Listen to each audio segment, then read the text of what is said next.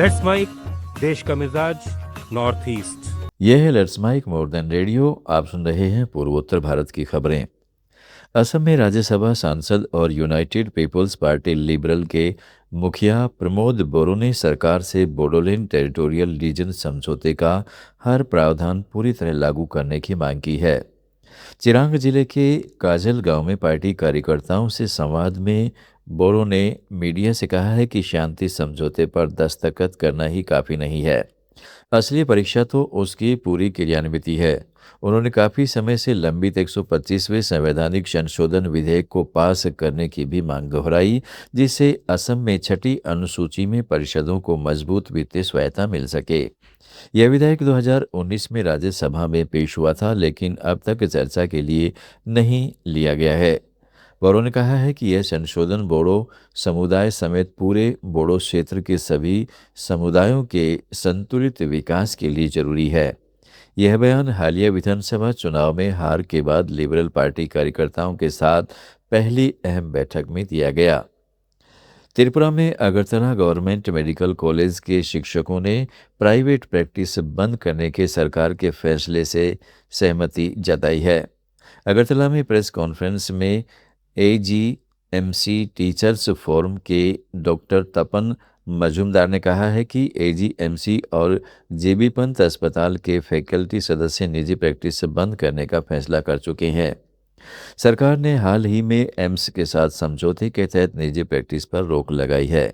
शिक्षकों ने सेवा नियमों में संशोधन, वेतन संशोधन और पदोन्नति नीति को जल्द लागू करने की मांग की। उन्होंने गैर प्रैक्टिसिंग भत्ते के रूप में बेसिक सैलरी का 20% देने की भी मांग रखी। डॉक्टरों ने कहा है कि पर्याप्त स्टाफ भर्ती के बिना सरकारी स्वास्थ्य सेवाएं प्रभावित हो सकती हैं।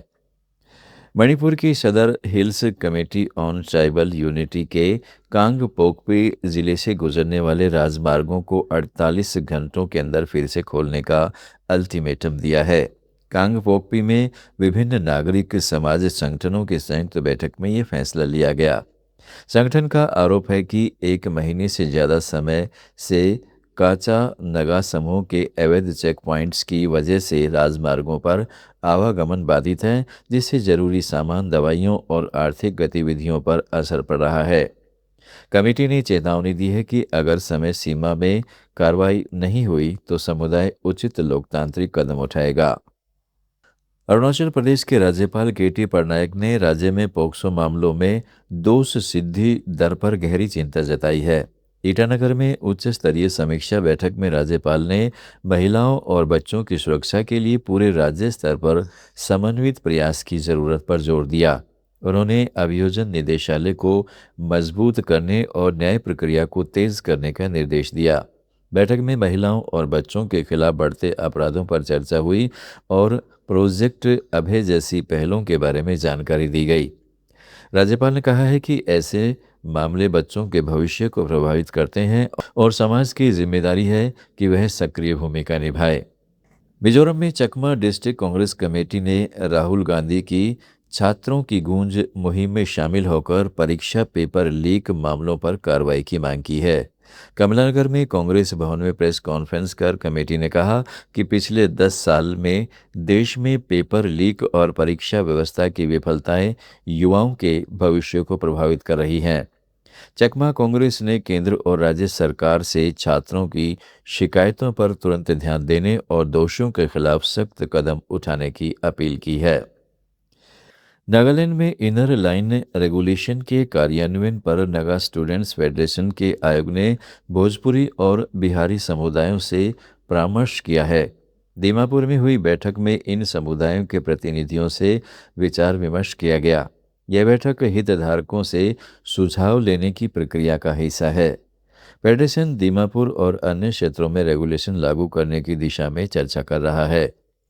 नागालैंड स्टूडेंट्स फेडरेशन ने औपचारिक शिक्षा की 150वीं वर्षगांठ की तैयारी के तहत हेरिटेज सैंपलिंग ड्राइव शुरू की है।